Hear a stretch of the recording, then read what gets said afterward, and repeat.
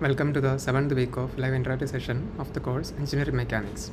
So this week we will be looking into impulse momentum formulation to solve the problems and also some of the work energy methods for the rigid body dynamics and all. So I hope all of you have already watched the lecture videos which is uploaded in the website. So I will be going through some demo problems and explain you how to solve them using these concepts. So we'll move to the first problem. A ball of mass m1 kilogram is thrown right with a velocity of u1 meter per second. It hits a block of mass m2 kilogram moving left with a velocity of u2 meter per second. Assuming that the collision is elastic, express the magnitude of the velocity of the ball after collision, that's v1 of the first ball, in terms of masses m1, m2, u1, u2. So hint is also given, use the conservation of linear momentum and energy before and after the collision. So four options are given, so you can guess an option, and I guess all of you have already learned this, like the collision in your 12th class maybe. So this is basically perfectly elastic collision, assuming the coefficient of restitution is 1. That's why kinetic energy is conserved here because of that. We are assuming it's perfectly elastic collision. Otherwise, always the linear momentum will be conserved. So if it is not a perfectly elastic collision, there will be energy losses by the sound production and all.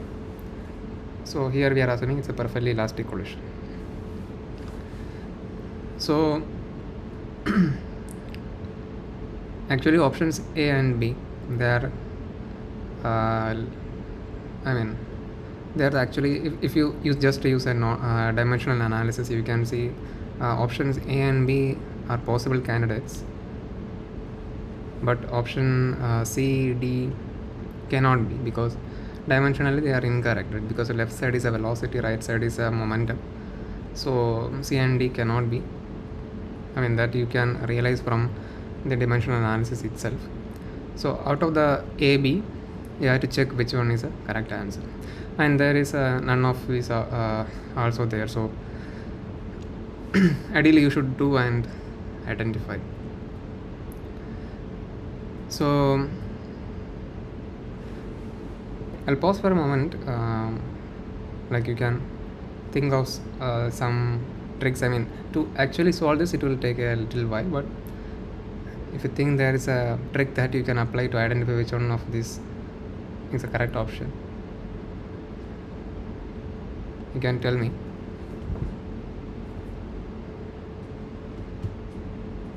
So tricks like you can apply m1 equal to m2 or m2 equal to 0, m2 equal to infinity, like that kind of limits.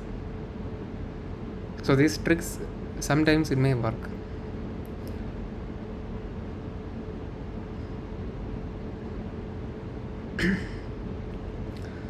Okay, anyway, I will go to the actual procedure to do the problem. We will see which one is the correct option. So start by saying initially two masses. Let me draw that again.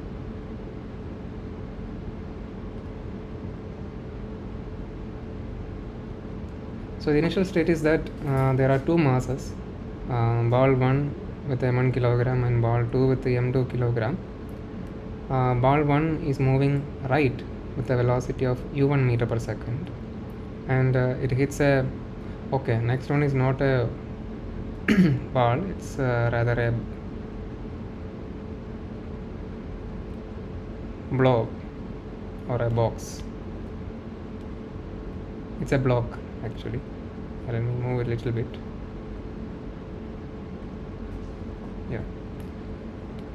But the block was moving leftward with a velocity of u2 meter per second.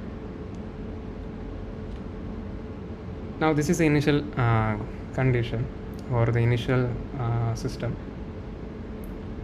So this is like before collision. Then there is after collision, what will happen.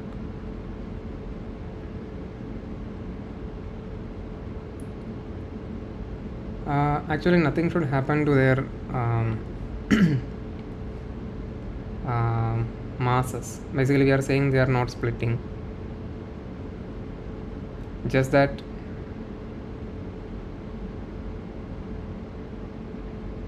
their velocity may change. So that I will represent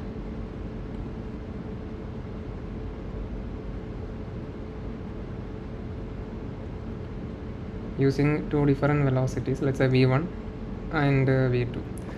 So this is like let me write it before collision.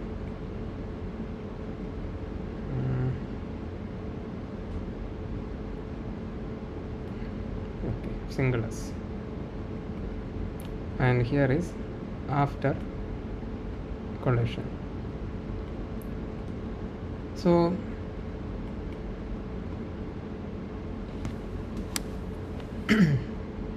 so the motion is happening in a plane and also along a straight line. Let's call that as a plus x-axis or the x-axis along which only the motion is happening. So the linear momentum conservation along that direction, that we can apply linear momentum conservation, so along the motion direction. So that's like momentum before collision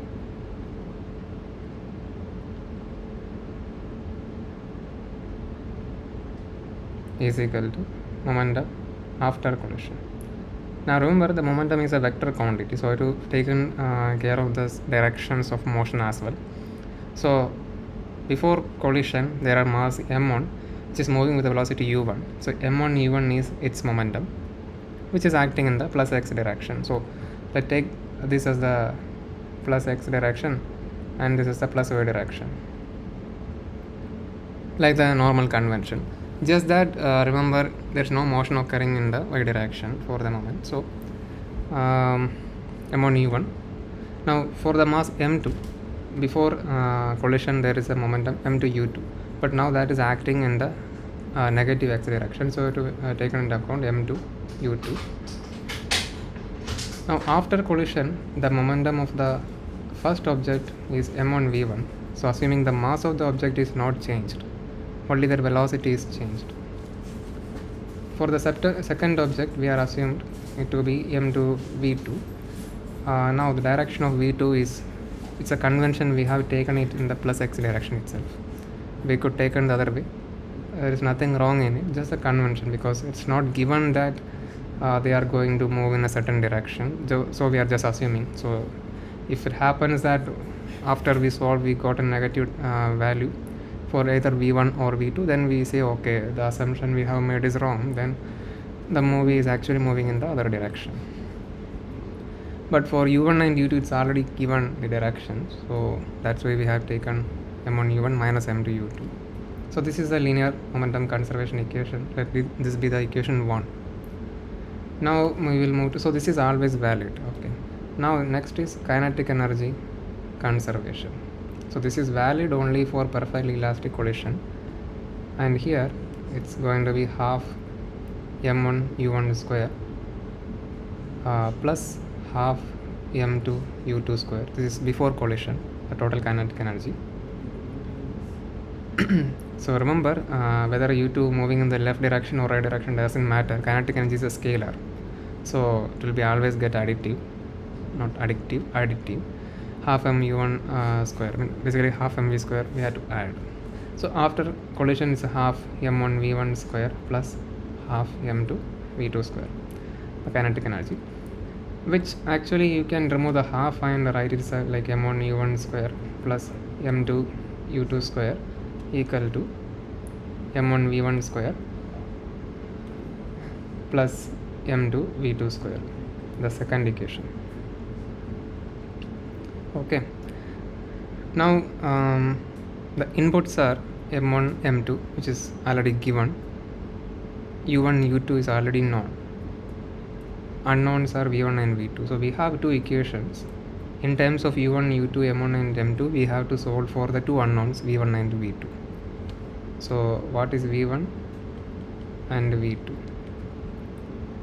because we have two equations and two unknowns, we can perfectly solve them, but just an issue, second equation is a nonlinear equation, first equation is a linear equation, but still we will able to solve this, just that we will get multiple solutions for v1 and v2. We have to choose the correct one of them by the context. So how will we do that? So right now we are asked to only solve for v1, so we can eliminate v2 and solve for v1. So that's a way to do it. So from the first expression we can write m1 u1 minus m2 u2 minus m1 v1 equal to m2 v2. Divide throughout by m2, we can get v2. Right. Let's call this as expression 3. Now from the second expression, if you again rearrange, you will get m1 u1 square plus m2 u2 square minus m1 v1 square, the whole divided by m2 is equal to v2 square. So this is the, let's call this fourth equation. Now, so 3 on the right hand side we have v2, and the 4 equation 4 we have on the right hand side, it is v2 square. So basically the left hand sides of left hand side of 3 we can square and equate to the left hand side of the equation 4. So from 3 and 4 we have m1 u1 minus m2 u2 minus m1 v1 by m2, the whole square is equal to m1 u1 square plus m2 u2 square minus m1 v1 square, the whole divided by m2. Now we have to actually do the squaring process. So first we'll square the numerator on the left hand side, which is, so basically now if you see the unknown v1 only present in this equation, which we have to solve for. So rearranging this will help us to solve that expression. So m1 square u1 square plus m2 square u2 square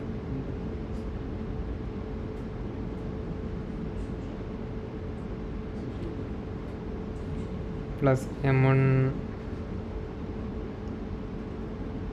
Okay, let us do one thing.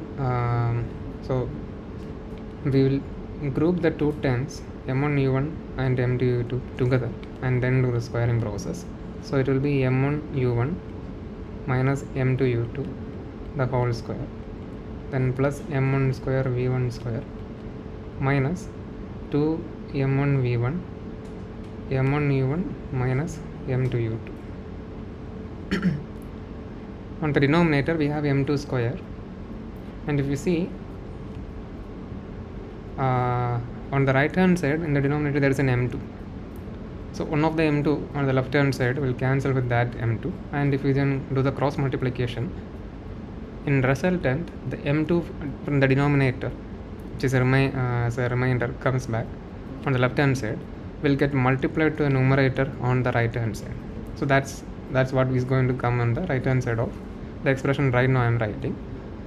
So it's m1 m2 u1 square plus m2 square u2 square minus m1 m2 v1 square.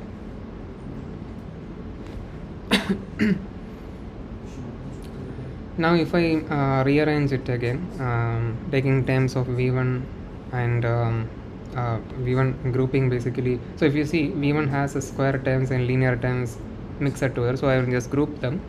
So m1 v1 square, that's the only term or not the only term, so you can see m1 v1 square is there and m1 m2 v1 square on the right hand side. So if I group them together, it's m1 square plus m1 m2, so I can take m1 out of it, so it's m1 into m1 plus m2 times v1 square then minus 2 m1 v1 into m1 u1 minus m2 u2, bringing the other terms on the right hand side, which is m1 m2 u1 square, m1 m2 u1 square plus m2 square u2 square, then minus m1 u1 minus m2 u2 the whole square. So let's expand the right hand side, which is m1 m2 u1 square plus m2 square u2 square minus m1 square u1 square minus m2 square u2 square plus 2m1 m2 u1 u2. Out of this, the m2 square u2 square term will get cancelled. Now I can actually rearrange this expression by taking m1 out of the entire expression, like m2 u1 square minus m1. So it's like m2 minus m1. I'll let it like that, m2 u1 square minus m1 u1 square plus 2m2 u1 u2. So on the left hand side you have this expression, on the right hand side this, finally. Now you can see, so let me rewrite them together.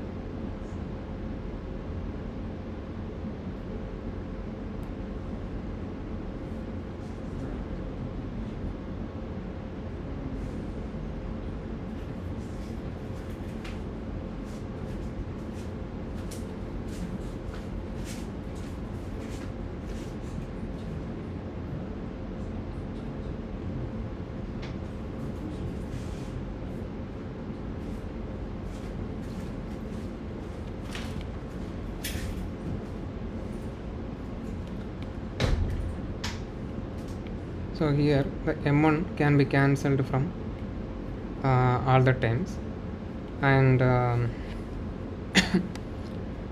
we can divide throughout by an m1 plus m2.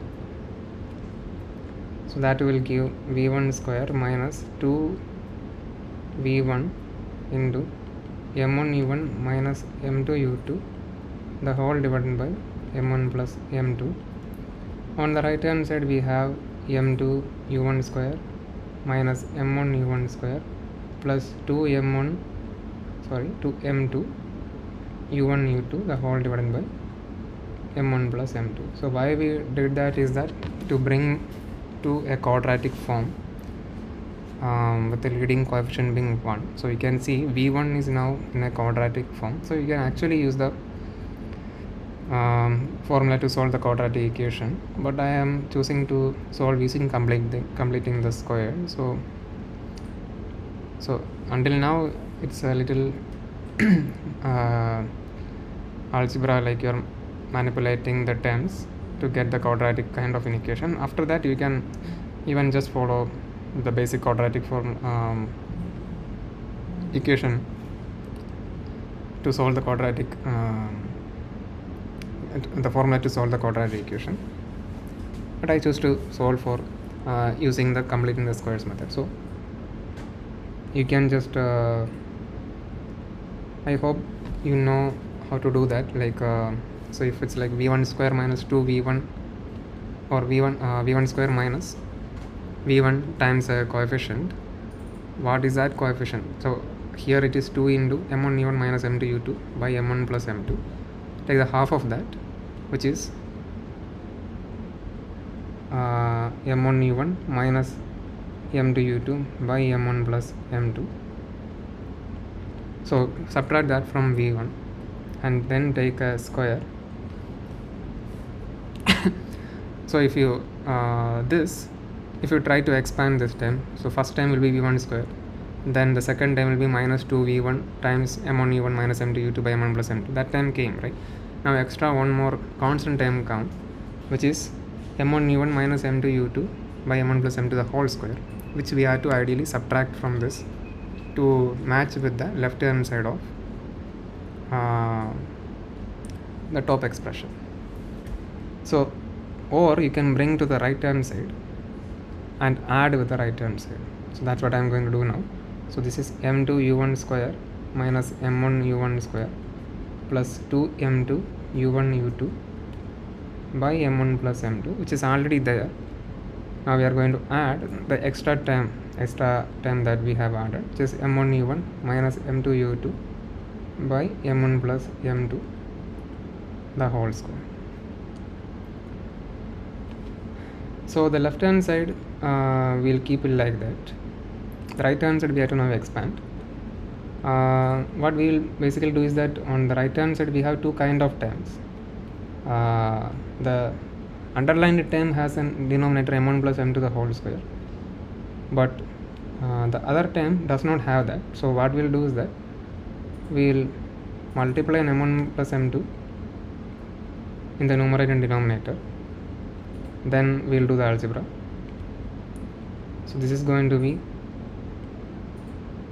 m2 minus m1 times m2 plus m1, which is m2 square minus m1 square times u1 square plus 2m2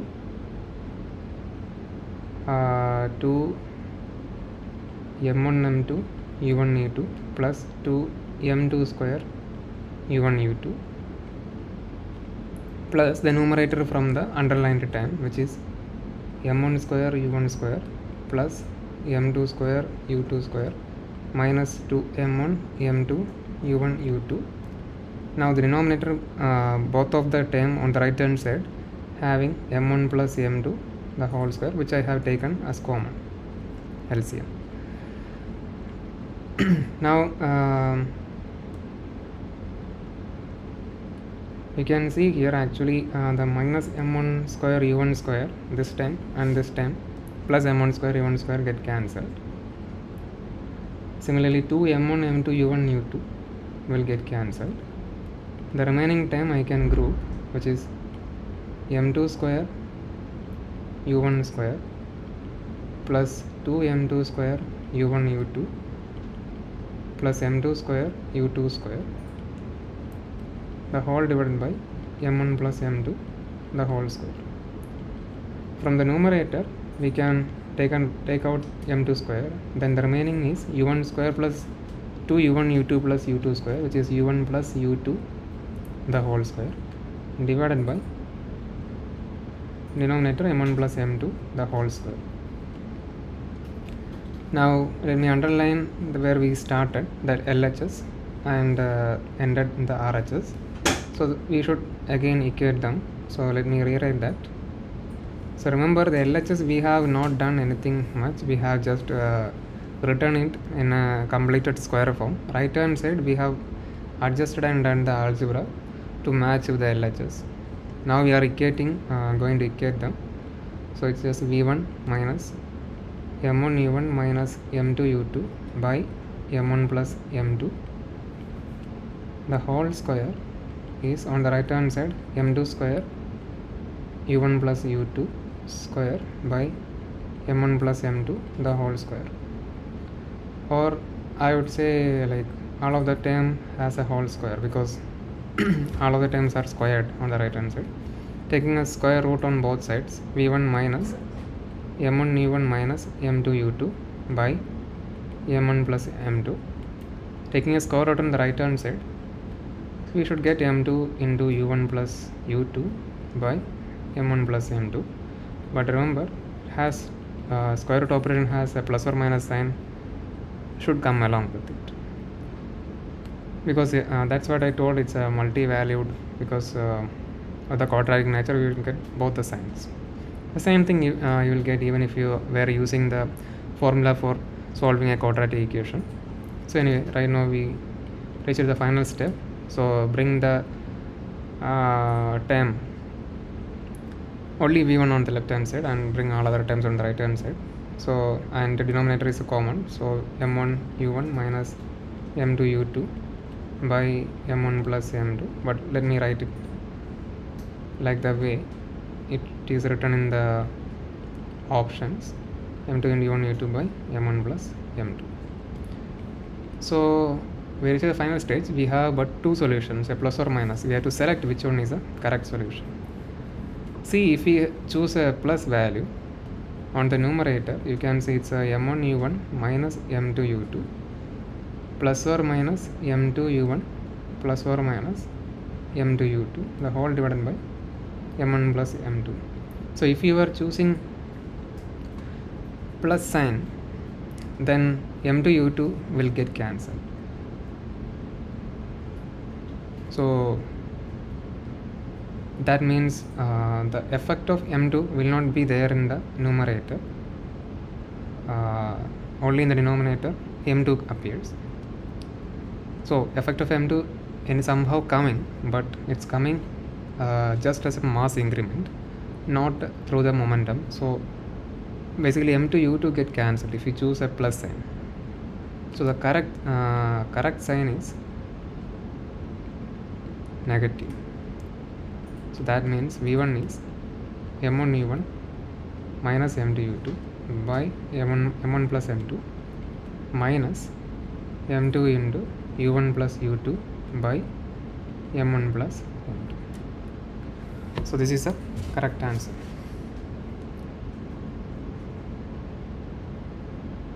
So yeah, in the option it's actually rewritten by grouping the mass terms. So m1 into, not mass terms,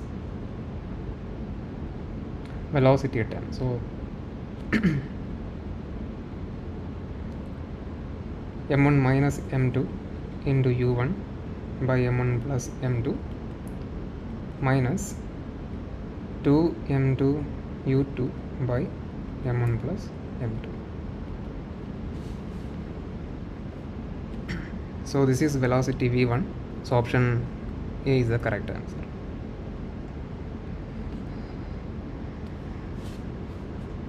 So I hope it is clear. So we will move to next problem.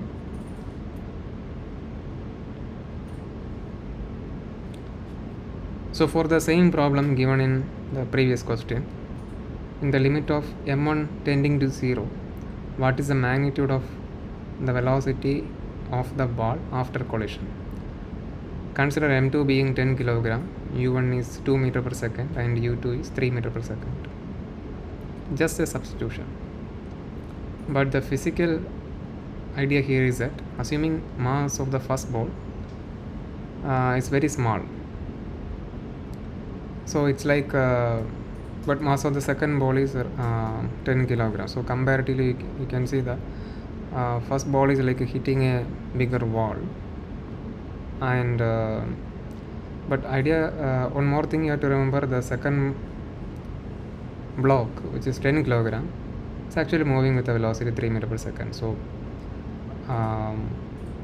we have seen it is coming in the negative direction, right? That's why the convention is given in the problem 1. So the first ball is moving with a velocity 2 meter per second. Second ball is the block, it's like now like a wall. So it's like compared to the first ball's mass, the block has a 10 kilogram mass, which is very high. It's moving within 3 meter per second in the negative direction. So we should get something like 2 plus 3 velocity, almost 5 meter per second as the v1. I mean, at least that much of velocity. So we have options around 33, 88 as a 4 options. So let us substitute and see how much we are getting. And remember, it should be in the other direction, because you can imagine a point mass of 0 kilogram.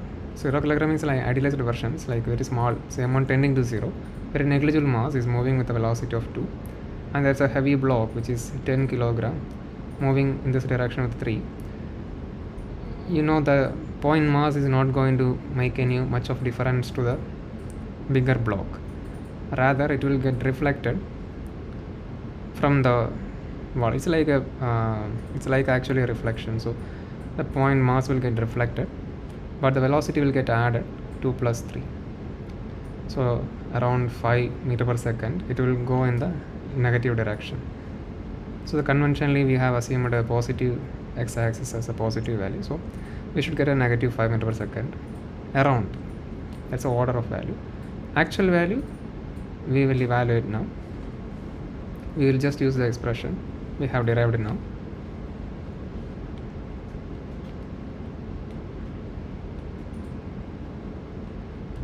Let's copy that expression.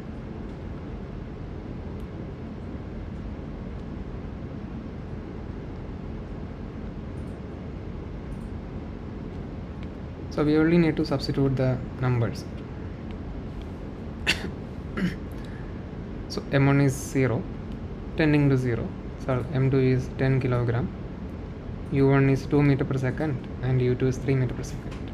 So v1 is m1 minus m2, which is minus 10, times u1, which is 2, by m1 plus m2, which is also 10, minus 2 times m2, which is 10, by m1 plus m2, which is 10, times u2, which is 3.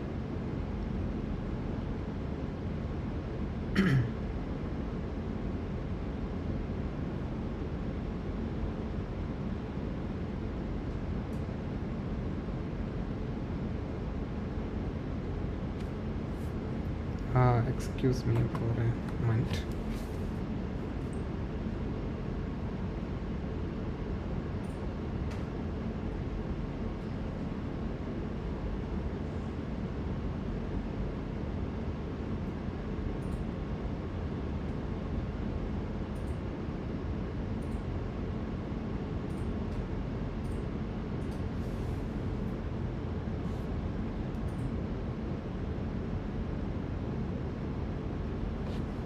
Yeah, correct. So this 10 will get cancelled, so the value is minus 2 minus 6, which is minus 8 meter per second. So the magnitude of v1 is 8 meter per second, but it is moving in the left direction like we have expected. So it's something close to 5 meter per second, but not exactly, because ideally the first ball, the ball is of negligible mass, but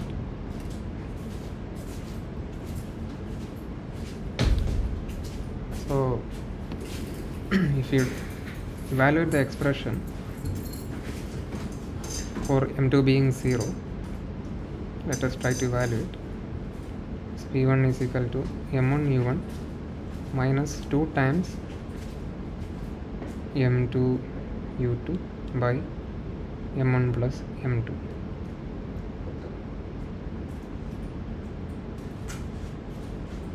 Oh, sorry, it's m1 is small, so it's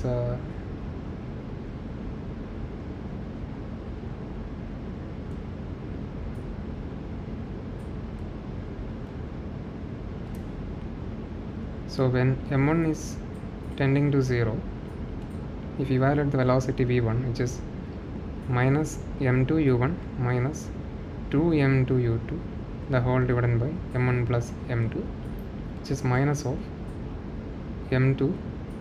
Okay, m1 plus m2 is also going to be m2, so m2 will get cancelled. It's minus u1 minus 2 u2, or minus of u1 plus 2 u2.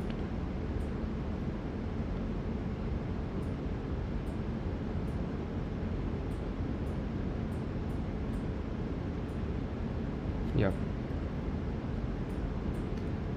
that's 8 meter per second. It's not just u1 plus u2, but rather u1 plus 2 times u2. Okay, so any questions here?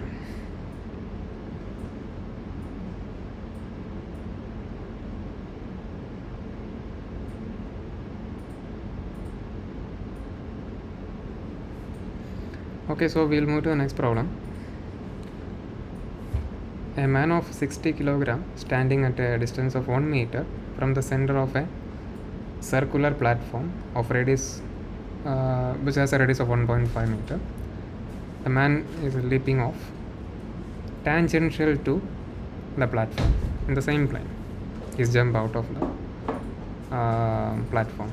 Platform was circular Now he leaps off with a velocity of 1 meter per second with respect to the platform. Determine the angular velocity of the platform after the leap. Assume that both the platform and the man are initially at rest. The platform weighs 120 kg and can be treated as a uniform circular disk. So that's the question.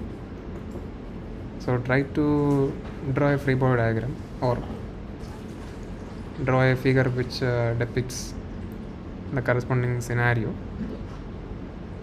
And of course, anyway, we have to use the conservation of angular momentum here. Basically momentum, but conservation of momentum, but here just that a rotation is going to happen for the disk. So you can imagine the scenario, a circular platform on top of which a man is there at 1 meter away radially, and suddenly he jumps out tangentially with 1 meter per second velocity. So by Newton's second law, he will exert a force back on the platform tangentially. So that will create an opposite motion to the disk, the platform. But because it's a circular platform hinged about the center, it can only rotate. So that momentum will convert to an angular momentum to the disk. So basically we can use an angular momentum conservation for the problem, and even the hint is given that the contribution of that momentum from the man to the is actually m times velocity of the man times the rm, which is the position vector at which man were initially standing from the center of the disk. So try to draw a free body diagram and then we'll see how to solve this.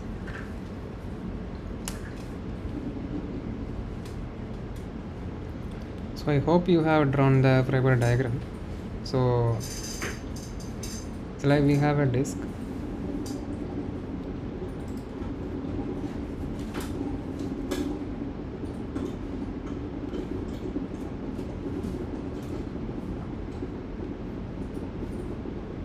which has a radius of 1.5 meter.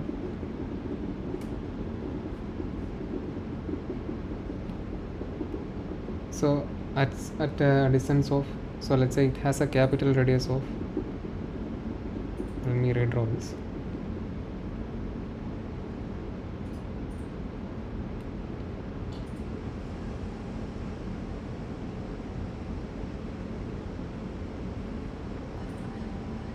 Let's say this is a platform which has a capital mass m, and this is center, and has a radius of r units, and the man is standing. So this is a man which has a mass of m kilogram, which is at a distance of small r from the center. So this is like before leaping.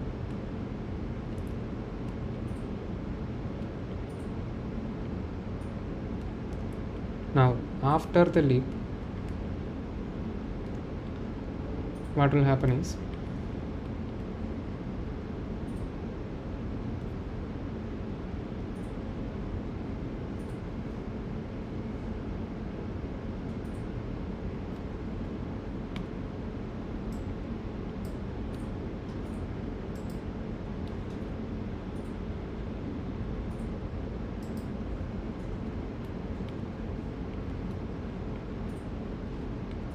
the man is trying to move with a velocity tangentially with a velocity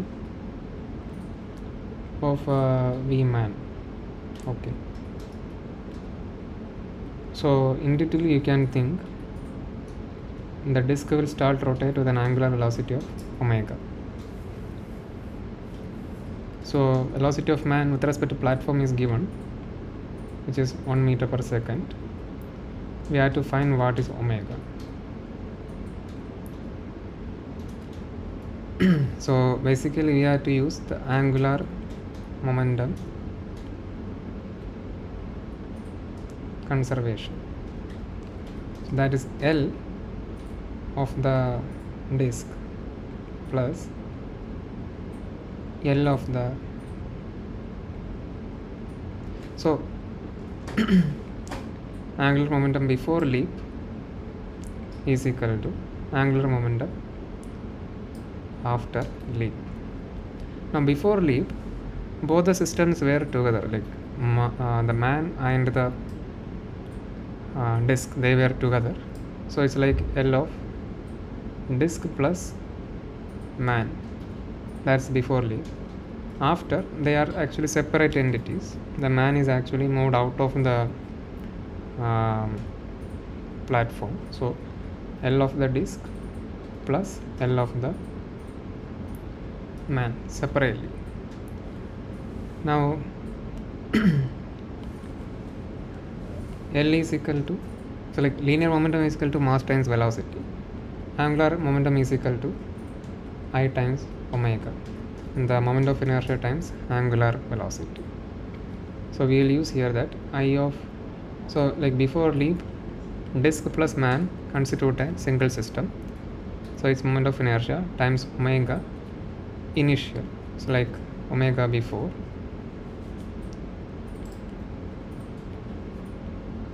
for the entire system. Now after leap, we have disk rotates itself, so it's I of the disk times omega of the disk square plus L of the man, which is I of the man times omega of the man square. Okay, now before leap, we know the system is actually in rest, so omega before is actually going to 0. Okay, made a mistake, it's not omega square, it's omega. Okay, it's an angular momentum. So remember, I of the disk is half m r square, where capital R is the radius of the disk, capital M is the mass of the platform, the disk. Now I of the man, the contribution of the moment of inertia of the man.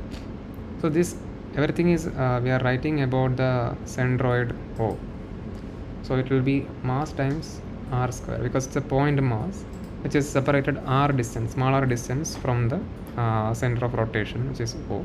So it's mr square. Now omega of man, man is actually not rotating, but the contribution in this particular case is just, it's a tangential velocity, the man's tangential velocity, by how far it is away from the center of rotation. So it's like Vm by small r. So these things we can substitute here. So half capital M r square times omega plus small m r square Im times omega m, which is Vm by r. The total should sum to 0. This we can solve. So one of the r will get cancelled, and then we can rearrange to obtain omega is equal to minus m Vm times r.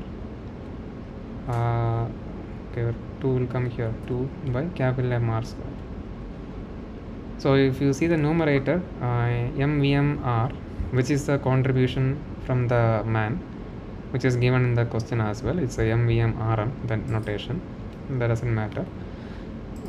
Just substitute the values, you will get minus 2 times mass of the man, which is 60 kilogram, times velocity of man with respect to platform, which is 1 meter per second, times r, which is the distance of the man from the center, which is 1 meter, divided by mass of the disk, which is 120 kilogram given, times r square, which is the radius of the disk, which is 1.5 meter. So 1.5 square. So you will get, it's like minus 1 by 1.5 square. So it's minus 3 by 2, 2 by 3, 4 by 9, I think. So it's minus 0.44 radian per second.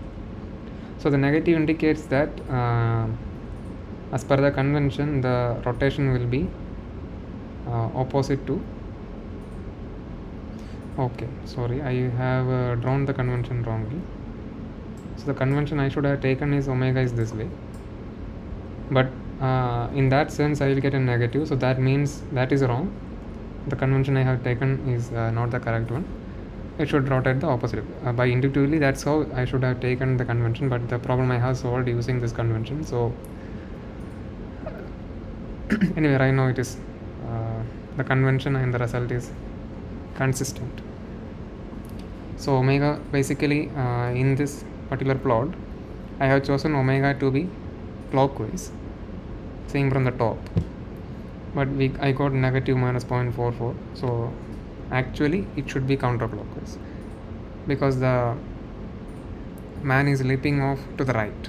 So as a result, the platform should rotate in the anti-clockwise direction. So yeah, that's how we do this. Any question here?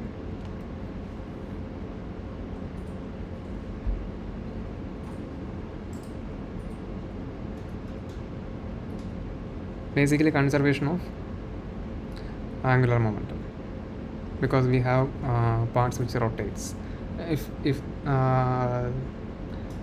are no rotating parts, we can use conservation of linear momentum. Okay, so then we'll move to the next problem. So a 50 kilogram crate is pulled by the constant force P. The crate starts from rest and achieves a speed of 10 meter per second in 5 seconds. The coefficient of kinetic friction between the crate and the ground is mu k is 0.2. Choose the correct option from below. Take g is equal to 10 and round off your answer to first decimal place. Yeah, note that the question can be actually solved using the force balance, but try using impulse momentum principles, because today's session is dedicated to impulse momentum and energy, work energy principles. So we have to use those methods, but like we have used the in the previous sessions, we have learned about how to solve this using force balance. We can actually use that here as well, but try to use the impulse momentum principle. So try to anyway first draw the free body diagram, and then we will see how to solve this. Because anyway, even if you use an impulse momentum method or the force balance, anyway you need the free body diagram to understand really what is happening.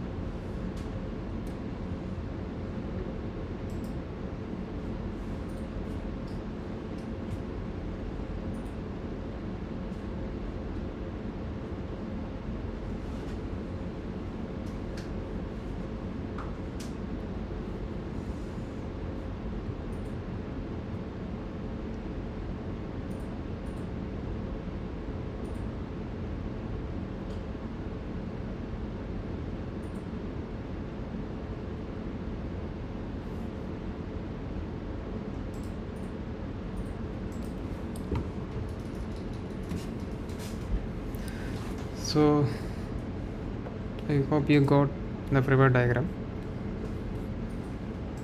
So let me draw it anyway.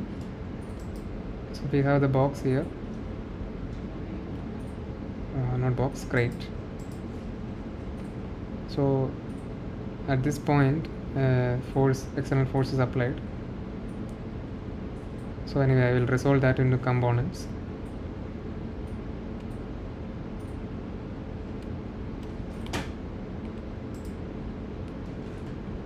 P cos 30 acting this way, and then P sin 30 acting this way.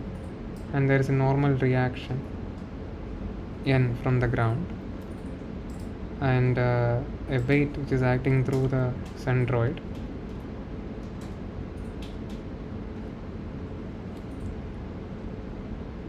Let me call that as mg, and then there is a frictional force F. So these are the main forces acting on the body. So how will we solve this problem?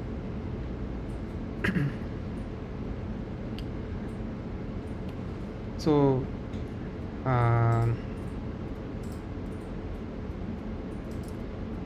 in the question you can see what are the so from the options you can see we have to solve for the normal force N and the applied force P. Those are the two things. The given things are that the mass of the object is 50 kilogram and P is actually constant. So P is not varying with the time, so it can have a variation.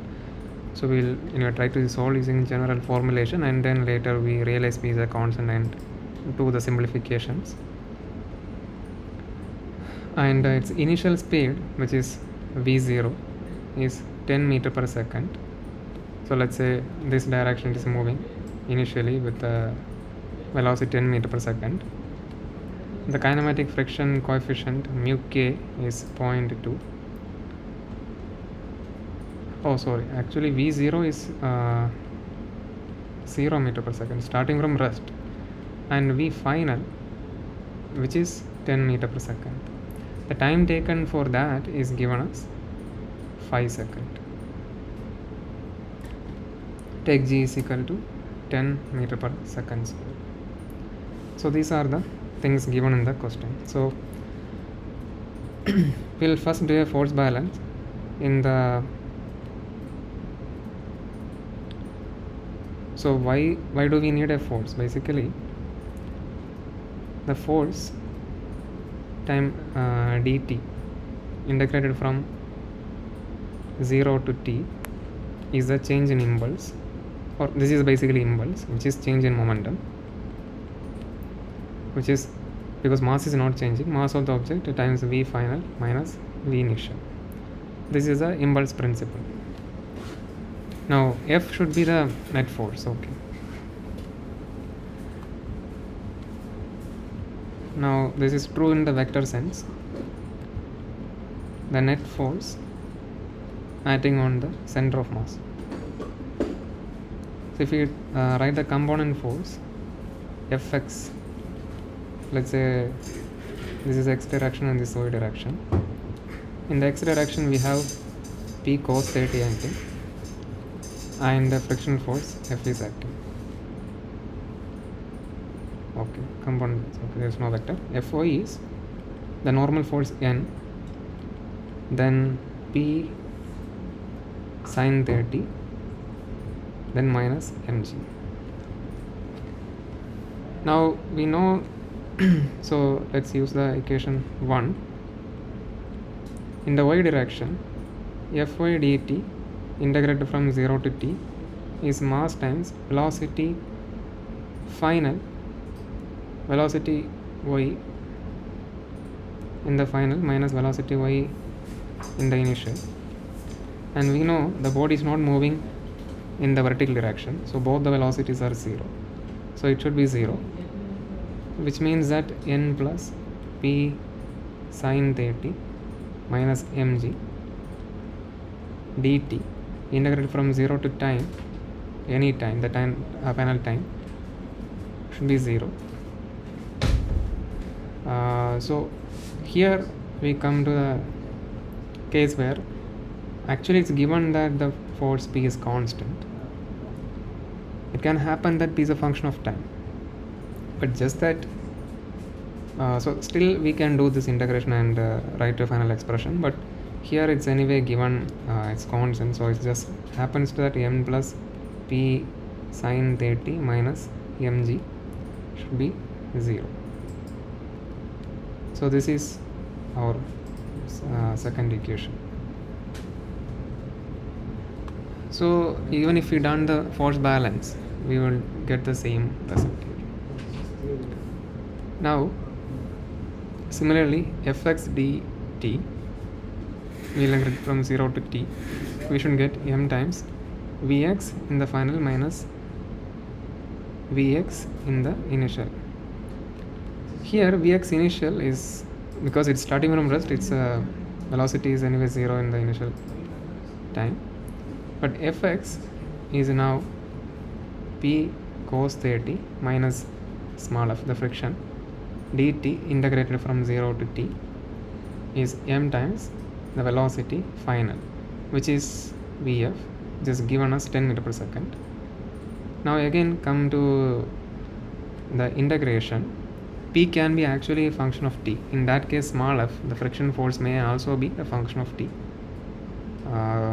Yeah, from the equation 2 you can see that because f may relate to n as mu times n, then there can be a functional variation, but here anyway it's given p is a constant, so f will be also very constant.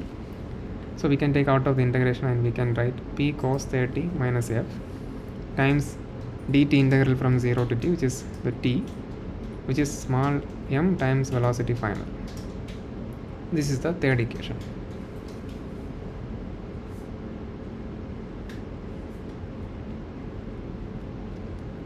Okay, so we have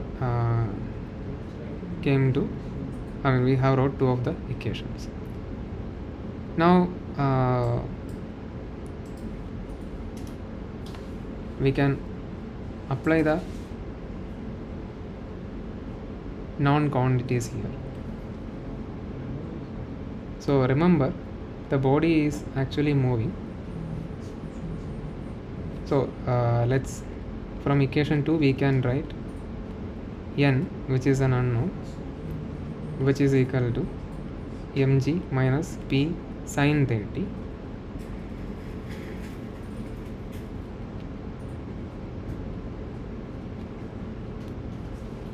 small f, because of this is in motion, is mu k times n, which is mu k times n is mg minus p sin 30, because the body is actually moving. That's what, starting from rest and then it's moving, so the maximum friction force it will provide, which is mu k times n, because anyway it's actually slipping, so it should get the maximum frictional force, which is kinetic friction coefficient times the normal reaction. Normal reaction is mg minus p sin 30 from expression 2. That we can substitute back into equation 3. We'll get p cos 30 minus f, which is mu k mg plus mu k p sin 30, which is equal to mass into velocity f, and I am bringing the t on the right hand side. Now I can rearrange it in terms of p into cos 30 plus mu k sin 30, bringing the mu k mg term on the right hand side, so m times vf by t plus g. Now I can write p is equal to m times vf by t plus g by cos 30 plus mu k sin 30. Now substituting the values, m is given as 50 kg into g is 10 plus v final is 10 meter per second divided by the time for that is 5 seconds.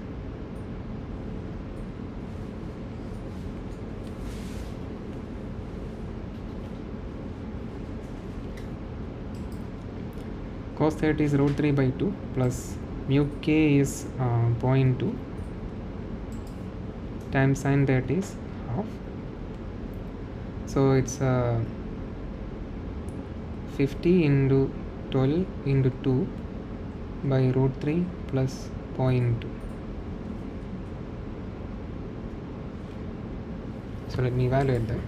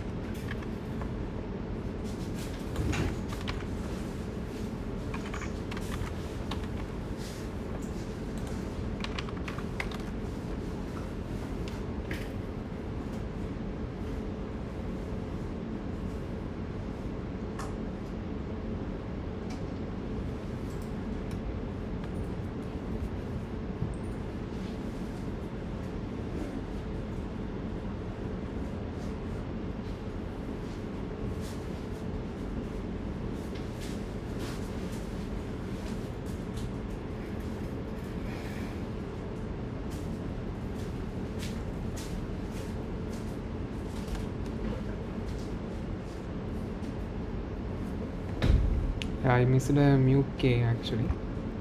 It's not m times g, it's actually mu k mg. So m is taken outside, it's mu k times g. So this term will become 10 by 5 plus 10 times 0.2. Okay, now let me evaluate. It's 2 plus 2 is 4. Okay, 4 here.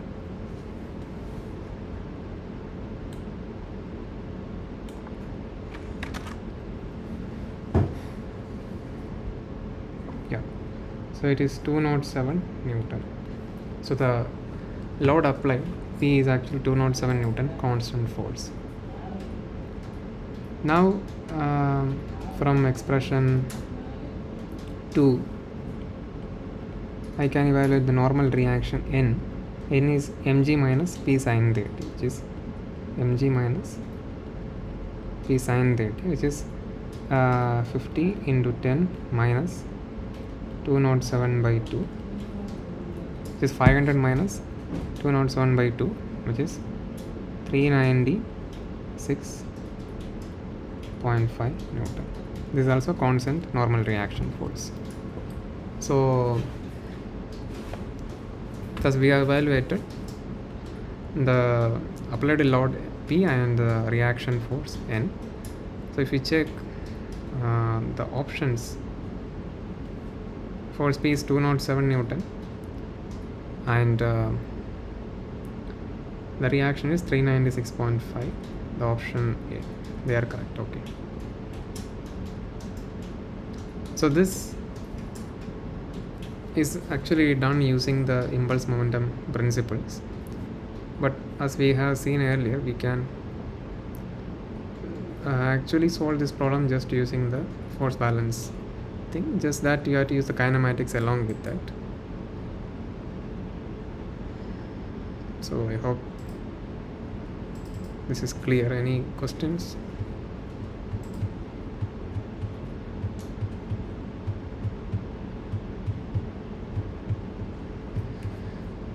Okay, so we'll move to the next problem. An airplane, as shown in the figure, is traveling in a straight line with a speed of 300 km per hour.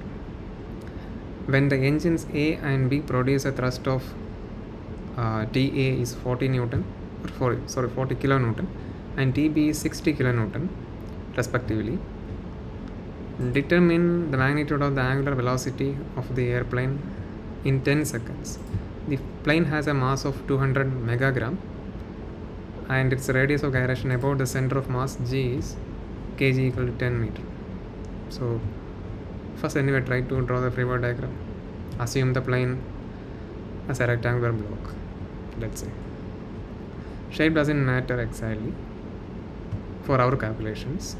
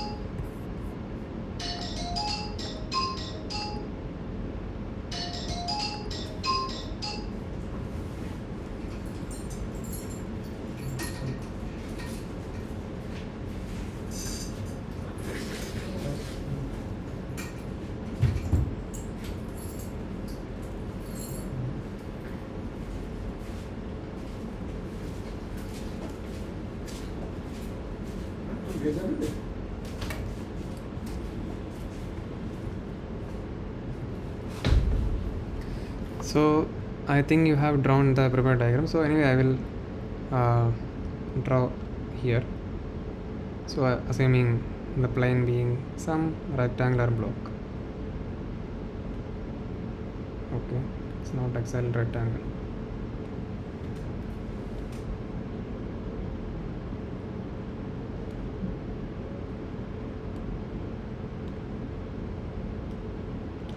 So it has a center of mass G, and so you see the gas is ejected out of the combustion. After the combustion, the exhaust is ejected through A and B, so they are coming backward. So by Newton's law, it will give an reaction force to the plane that is basically making it move forward. So that is the thrust force. So here the thrust force TA is given as 40 kilonewton, and another thrust force TB is given as 60 kilonewton because of unbalanced thrust, and they are acting actually 10 meter symmetrically. So because of that, you can guess that moment due to them is unbalanced, which will cause basically a rotation of the plane. Intuitively it should rotate this way, the angular velocity omega. So this is the thing, and assuming the gravity is acting perpendicular to the plane, we are seeing a top view, right? So this is the plane and top view. So gravity is acting perpendicular to the plane, into the paper. So it has a mass of it has a speed of 300 km per hour. So it's actually moving 300 km per hour.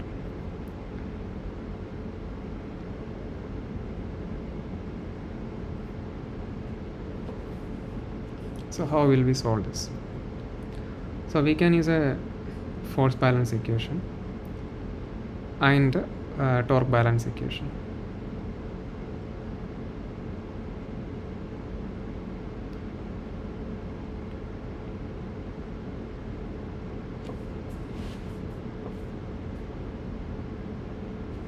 So we had so from the force balance equation, or from the Newton's law, it's a F for the center of mass equal to, F acting and the net force acting at the center of mass is equal to mass times acceleration of the center of mass.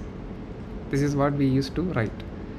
Its equivalent version in impulse momentum formulation will be F of t acting the center of mass dt integral 0 to time is equal to mass into velocity of the center of mass at time t minus velocity of the center of mass at initial time. Okay, so this is the first equation. So this is basically Euler's first equation, or Newton's second law applied to the center of mass. Now Euler's second law, which is the net moment acting at the center of mass, is equal to the moment of inertia about the center of mass times angular acceleration, which we, if we apply the impulse formulation, the moment integrated over time from 0 to t about the center of mass, then it's Ig, the center of mass, moment of inertia about the center of mass, times angular velocity at time t minus angular velocity at initial time. So this is the second equation. So here let evaluate the moment of inertia, the net moment about the center of mass, taking clockwise being the positive convention. So mg will get, so what are the forces here causing the moment?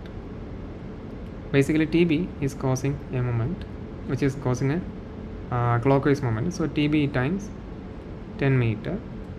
TA is causing an anti-clockwise moment, it's a TA times 10, so it's TB minus TA times 10. Gravity is basically acting normal to the plane, so that is going to not going to create a moment in this plane. So only these are the two forces which are going to create a moment. So now we know what is TB and TA, which is 60 kilonewton and 40 kilonewton. The difference is 20 kilonewton. So 20 into 10 raised to 3 Newton times 10 is 2 into 10 raised to 5 Newton meter.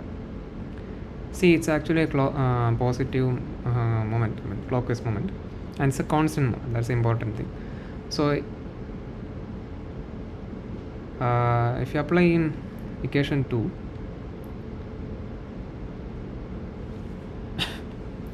so we have 2 in 10 raised to 5 Newton acting constant force acting over a time period which is given 10 seconds, so 0 to 10 second. Ig, which is actually mk square, mkg square times omega. So that is omega, the final angular velocity omega, minus initial angular velocity being 0, where m is given as 200 megagram. So m is 200 megagram, which is 200 times 1000 kilogram in SI units, which is 2 into 10 raised to 5 kilogram, and kg is given as the radius of gyration is 10 meter. So if you use that here, we will get 2 into 10 raised to 5 times dt integral 0 to 10 is actually 10 equal to m times, which is 2 into 10 raised to 5 times kg square, which is 10 square, times omega. So if you rearrange it, omega is equal to you can see 2 into 10 raised to 5, 2 into 10 raised to 5 cancel, so it's going to be just 10 by 100, which is 0.1 radian per second. So this is the angular velocity of the plane using impulse momentum formulation. Okay, any question?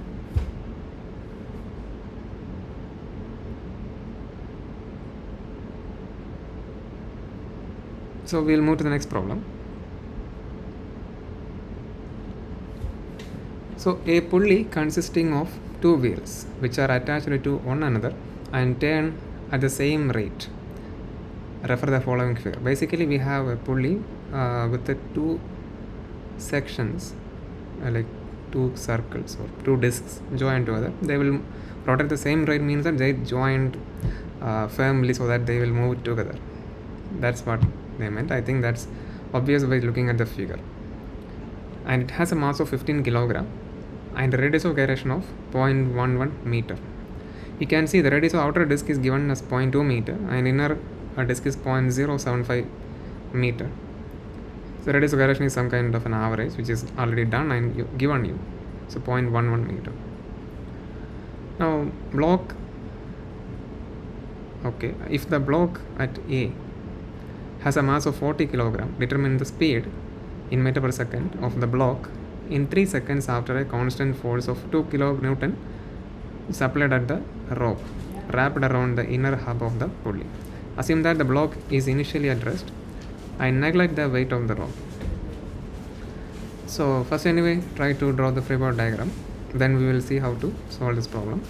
So similar problems has been already done in the previous sessions, but here we have to use impulse momentum formulation to solve this.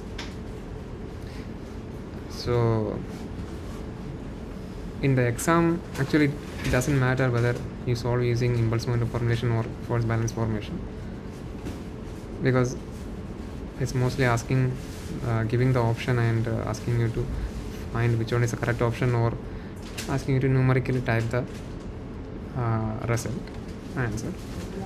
But it's better to learn all the methods. Okay, so but I insist you to try this out, these problems also with the dynamics methods that you have learned in the previous classes. But here we will try to see solve this using impulse momentum formulation. Okay, and you try to draw the free body diagram.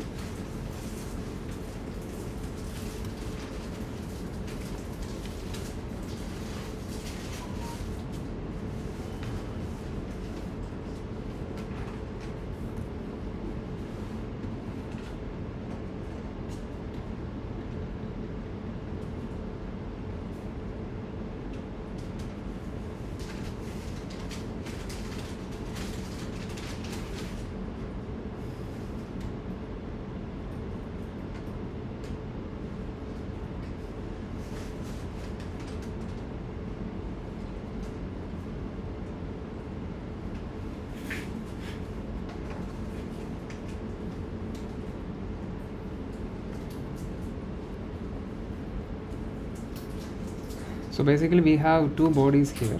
One is the pulley, which has an inner radius or inner disc and an outer disc, and through which a massless string or rope is attached.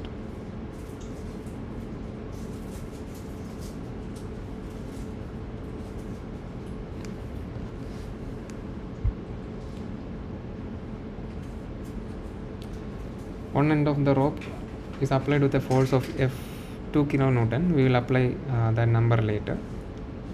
Let the inner radius be R inner and outer radius be R outer. The center of mass is given to be O. Usually we denote as G, but here it is given as O. Keep it that way. Through which a member is used to attach it to the wall or ceiling. So there a normal reaction R will get applied, and also its weight, which is 15 kilograms, so which will cause 15 G weight acting on through the point O. Now in the other end of the rope, a tension T will be getting acted. The T will be not equal to F because the rope is in motion. If it is static, then the same tension will get transferred across it. Because it's moving, it will not be. Now come back to the freeboard diagram of the block A, which has a mass of 40 kilograms. So now to begin with, it's actually resting in the ground, but we are actually drawing sometime later, so it's actually taken out because we are assuming it's in motion. So at that instant, its weight is 40, so 40 G is acting down, and the same tension will get carried through this part of the rope. Now given R outer is equal to 0.2 meter, R inner is equal to 0.075 meter, K, the radius of gyration about O, is 0.11 meter. Take G is equal to 9.81 meter per second square. So these are the things given, and the time duration is 3 seconds, for which the force F is applied, and F is actually a constant force, but the principle that we are going to use can be applied even if the force is varying. The main purpose of that is actually if there are varying forces acting. For a constant force, we could ideally use a force balance equation. Okay, for a varying force, but we have to use impulse momentum formulation. Now we'll apply the impulse momentum formulation. So let's apply for the pulley. So for the pulley, the net moment acting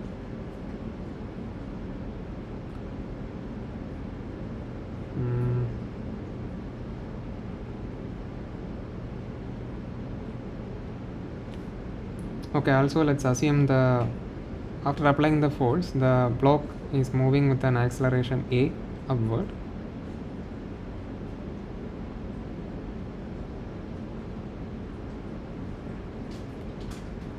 Or let's say incidence velocity of the, okay, assume that the mass is moving upward with a velocity of v at any instant t, so that here also this rope will move up, move upward with the same velocity v, but also assume the pulley is going to rotate with an angular velocity of omega at any instant in time t. Okay, now let's start the analysis.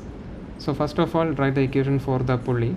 So the moment about O, the center of mass, times dt integrated from 0 to t should be equal to I about the center of mass times omega minus omega 0. and we are assuming it's starting from the rest, so omega 0 should be 0. Now moment about the center of mass.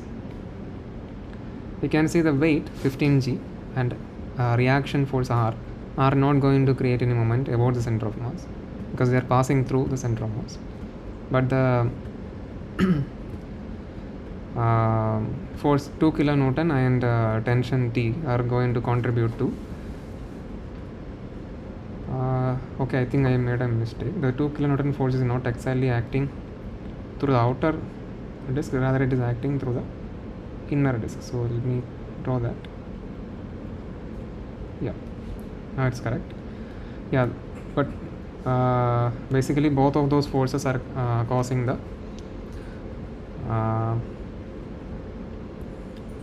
net moment or coupled. So let's take clockwise being positive convention, similar to as the angular velocity convention I have taken.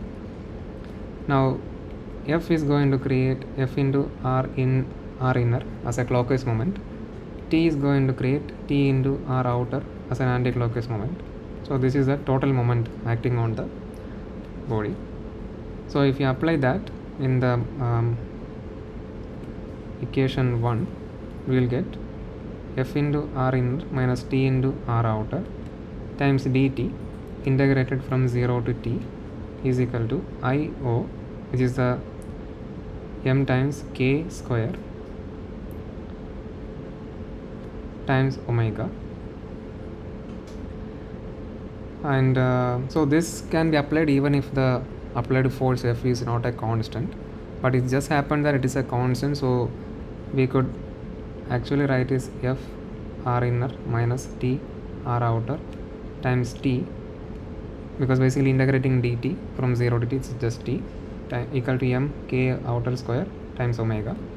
Substituting the values, F is 2 kilonewton, so it's 2 into 1000 Newton times R inner, which is 0.075 minus the tension, which is unknown now, so T times R outer, which is 0.2, the whole into T, which is 3 seconds, is equal to m. Mass is given as yeah, okay, one thing to note is that this is mass of the pulley. So mass of the pulley is given as 15 kilograms, so it's 15 times KO, that's radius of gyration, which is 0.11 meter square, times omega. Omega is an unknown, so let this be equation 2. Okay,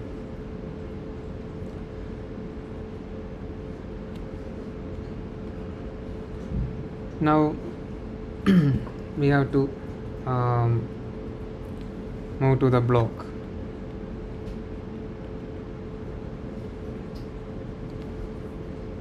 See here, actually we can write the, so we have only wrote the moment, the impulse moment of formulation for the moment equation. We could write the impulse moment of formulation for the force equation as well, but there's no use of that because the board is not moving, it's only rotating. The pulley is not moving, actually it's rotating, so we only need this equation to find the motion for A.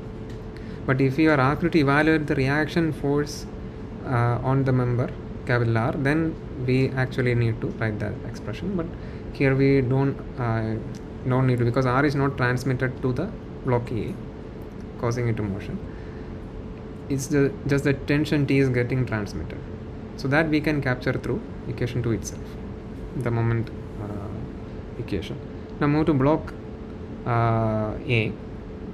Now the block A is not rotating, but it's translating, so here we have to use the linear, basically the force balance equation, the version of the force balance equation in impulse momentum formulation, which is F acting through the center of mass dt integrated 0 to t is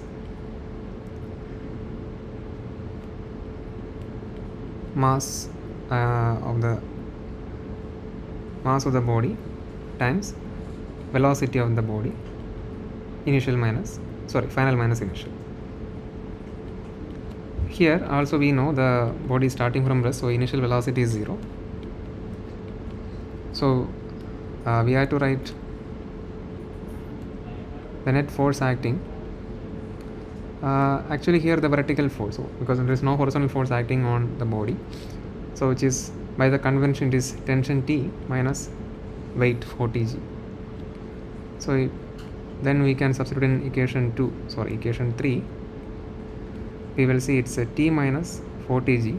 So here also it happens that it is a constant force, but anyway, as a general formation we will integrate from 0 to T is equal to ma times v. So it's T minus 40g times the time, which is 3 seconds, is equal to ma, which is 40 times v. Okay, so this is the fourth equation. Now from the kinematics we know that, so the same v with which the string, so the rope will get wind over the outer ring of the disc or the pulley. So that means kinematically v should be equal to r outer times omega. Now what we will do is that we have equation 2, equation 4 and equation 5. So solve equation 2, 4 and 5 together, then we can solve for the unknowns T. Okay, before finishing the fifth equation, okay, v is equal to r outer is 0.2 meter, so it's 0.2 meter times omega. So that is the fifth equation. Now I have substituted all of the known values. Also you have to substitute g equal to 9.81 in equation 4. Then you can solve equation 2, 4 and 5 simultaneously, so to solve for the unknowns t, omega and v. So let me write the result. The tension in the string, you will find it to be 713.6 Newton. The angular velocity of the rope, which is 120.44 radian per second, and the velocity is 24.08 meter per second, with which the body will get pulled. I mean, this is the velocity at the final instance. So that's why you solve this problem. So any question here?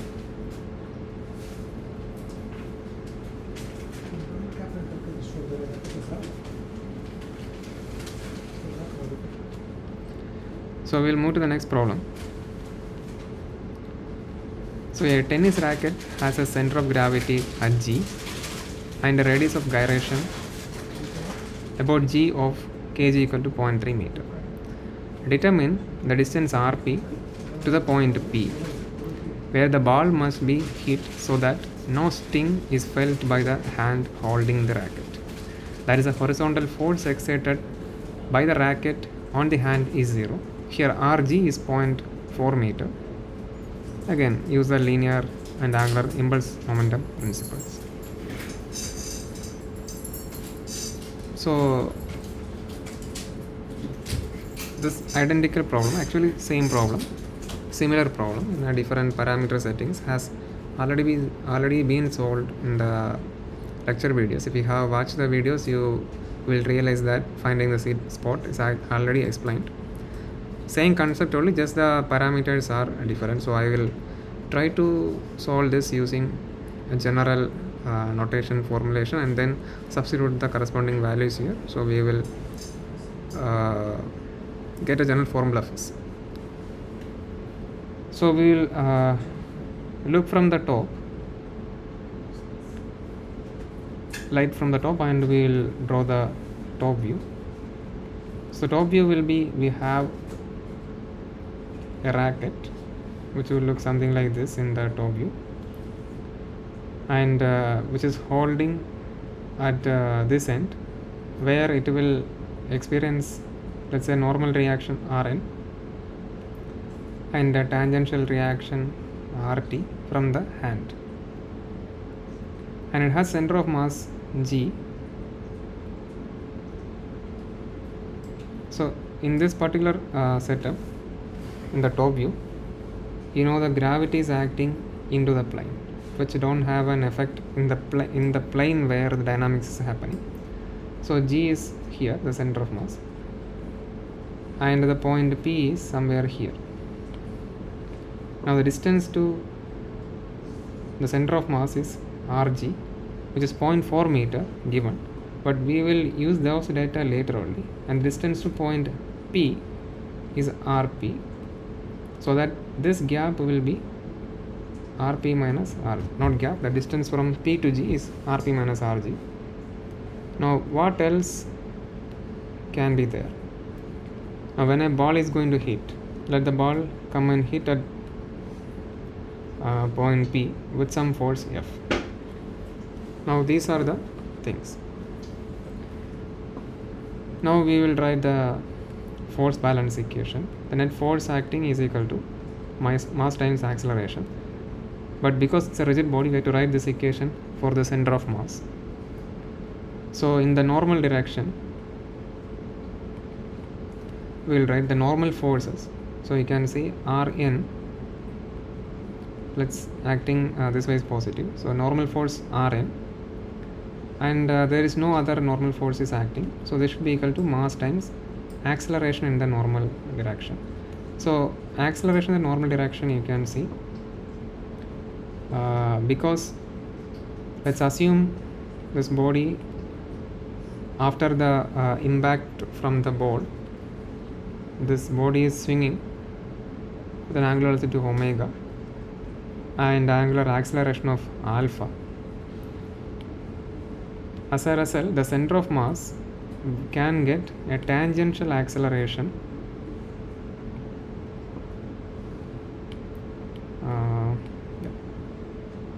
of at and a normal acceleration of an. You know how they are related. A tangential acceleration will be r times alpha, where r is the center to the center of mass. So here in notation is rg times alpha. Normal acceleration will be rg times omega square in magnitude. But according to direction, if you come here and see, it is Rn is equal to m times acceleration normal, but in the negative sense. So it is going to be Rn is equal to minus m rg omega square. So this is first equation, the normal direction. Now tangential force balance equation. So let's take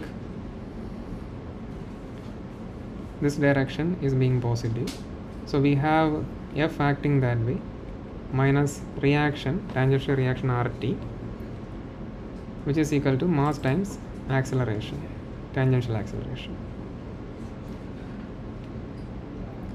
But so if F minus RT is equal to mass times tangential acceleration is equal to R alpha. By convention, okay, also R is Rg and alpha. By convention, it is taken as positive direction, so no issues. So this is the second equation. Now we will try to write the moment balance equation. So moment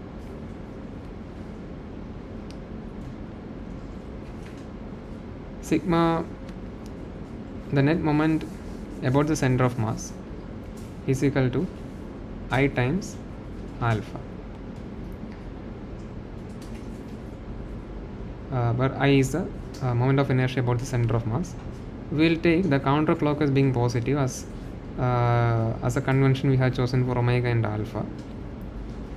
So the moment about center of mass, you can see the force F and RT, the reaction, both of them will cause a moment, but Rn will not be.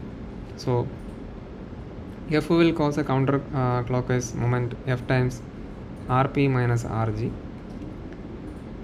and the RT reaction is going to cause again a counterclockwise moment, RT times RG, and this entire thing should be balanced by IG, which is M times kg square, which is mk square, the moment of inertia, a Boole center of mass, times alpha. So this is the third equation. Now Rn is not appearing in 2 or 3, only F and RT are appearing. So we can solve 2 and 3 simultaneously to obtain the RT and F, or RT and alpha in terms of F. So you can solve them simultaneously for a general settings like this. So I will write the expression. You will get alpha as F times Rp by M times Rg square plus Kg square. Also, you will get the reaction RT is equal to F times 1 minus Rp Rg by Rg square plus Kg square. Now if you have watched the lecture videos, you know what to do now. Basically, we don't want any reaction to be felt on the hand. There cannot be any reaction, of course.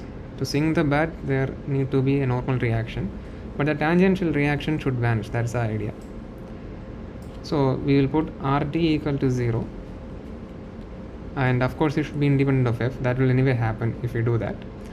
For any F, this will happen if 1 minus Rp Rg by Rg square plus Kg square is 0, which means that if you rearrange, you will obtain the location Rp as Rg square plus Kg square, the whole divided by Rg. So this is the expression for the sweep spot, which is Rp away from the hand position at which the ball should hit. So for our problem, if we substitute the values, we will find Rp is equal to, so Rg is given as 0.4 meter, so it's a 0.4 meter square, plus Kg is given as 0.3 meter, so 0.3 meter square by again Rg, which is 0.4. So if you evaluate, you will get 0.625 meter. So which is option C is the correct answer. So any question here?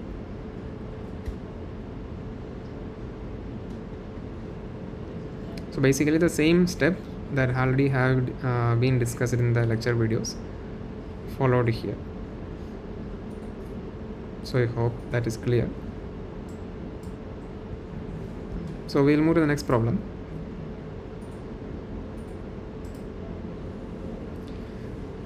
The homogeneous sphere, make it a hollow sphere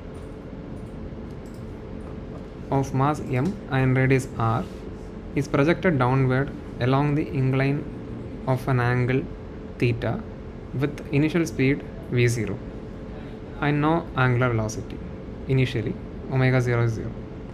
If the coefficient of friction, kinetic friction, is mu k, determine the time duration t of the period of slipping. I mean, what is the time until which there will be a slip? You can imagine what is happening. So I will anyway draw the free body diagram. So we have an inclined plane in which we have a ball. It's actually a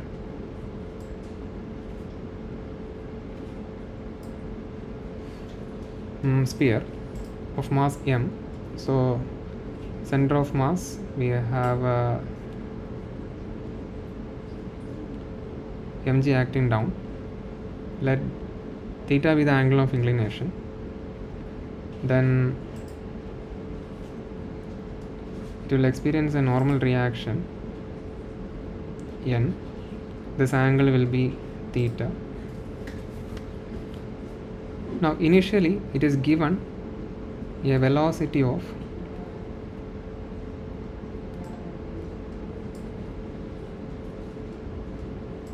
Okay, arbitrary velocity v0, but it does not have any initial omega. Omega 0 is 0. Initial velocity, but v0 is non-zero. And the frictional coefficient is mu k. Now, because it is trying to move this way, it should experience a friction.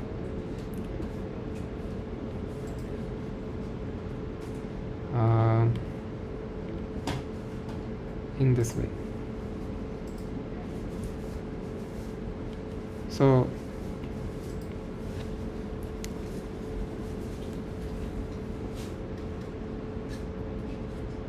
first try to write the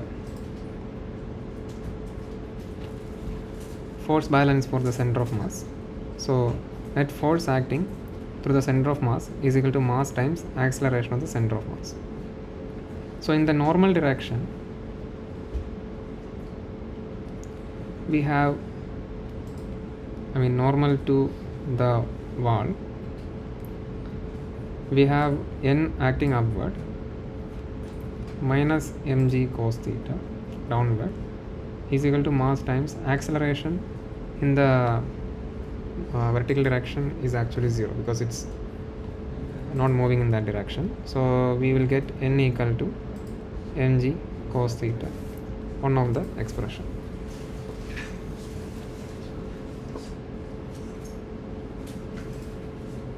Now the force acting in the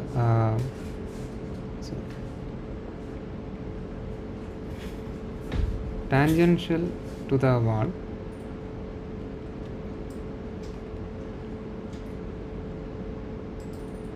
we have to use the impulse momentum formulation, right? So then we will write the, in the normal direction doesn't matter because it is not moving, we will get anyway the same equation.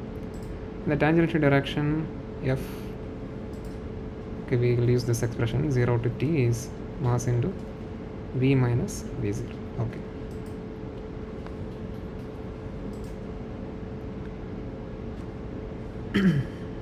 So the tangential direction, the force is acting.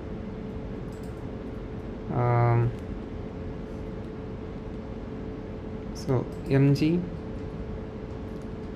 sin theta is acting along the direction of motion. F is opposing the motion. So this is a net force acting in the direction. Integrated over the time 0 to t should be balanced with mass times velocity minus velocity 0.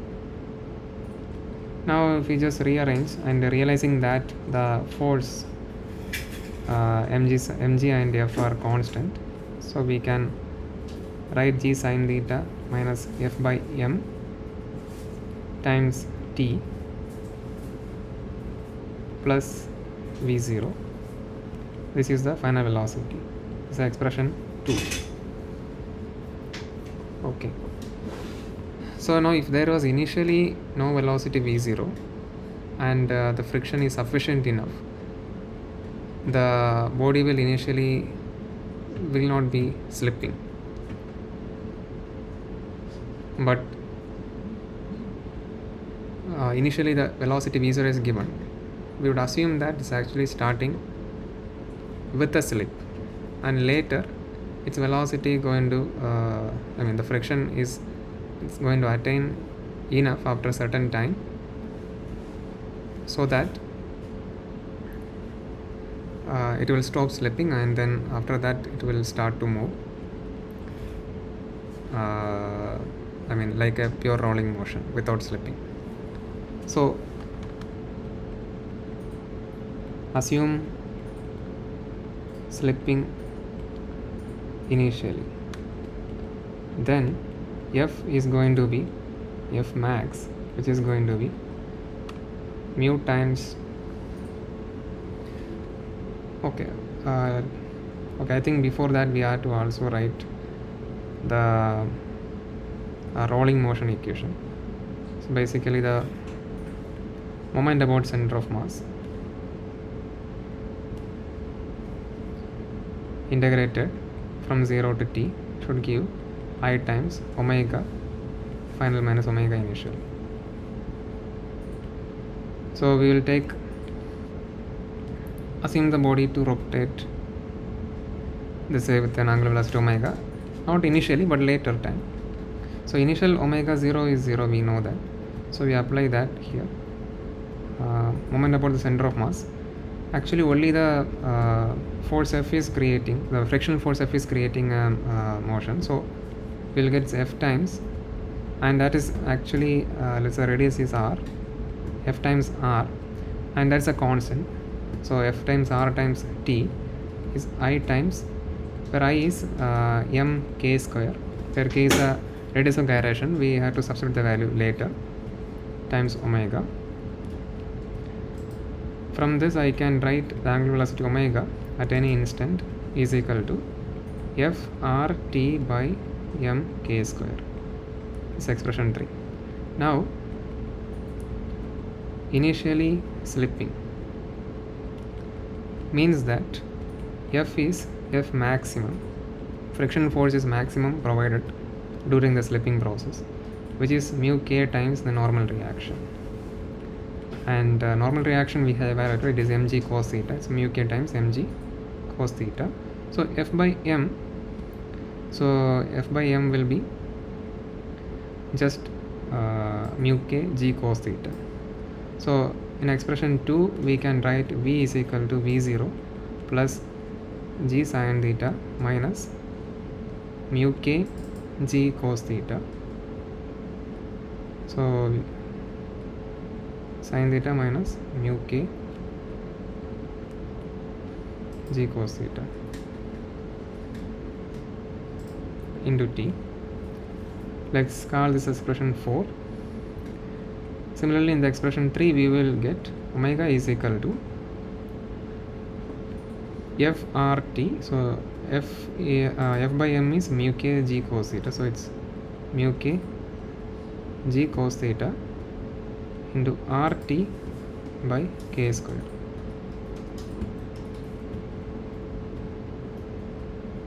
So this is expression 5. Now this is true until which it is slipping. At the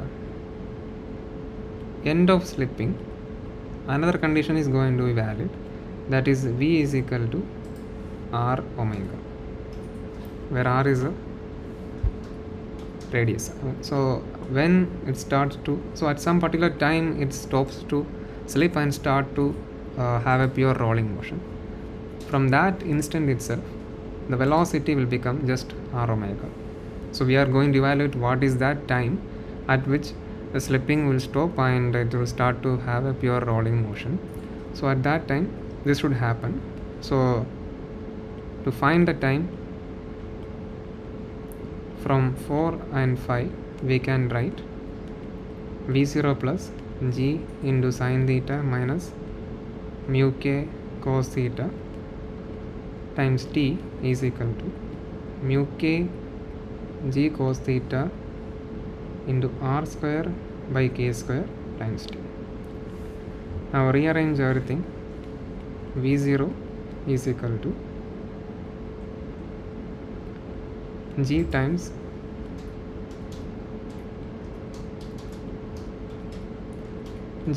t times mu k cos theta r square by k square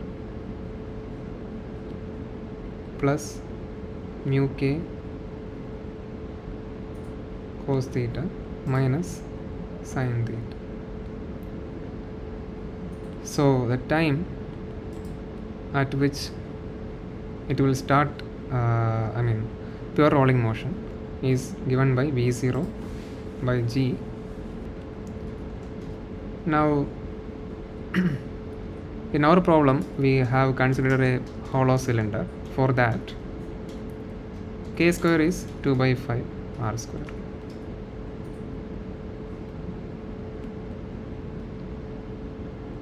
Okay, so if you do that we will find the time is equal to V0 by g mu k cos theta times 1 plus 2 by 5 is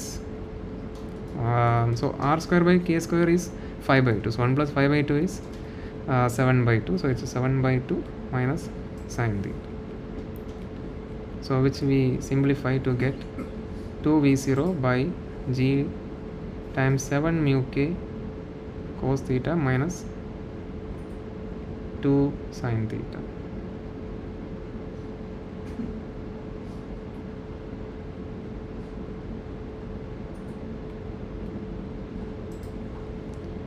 So you can see option,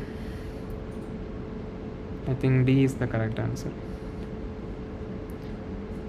So is this clear?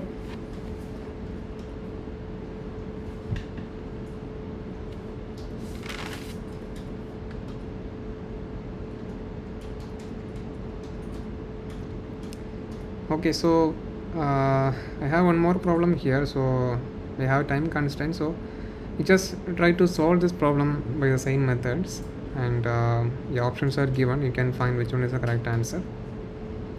So if there is no further question, we will stop today for now, and we will meet next week then. Okay, thank you.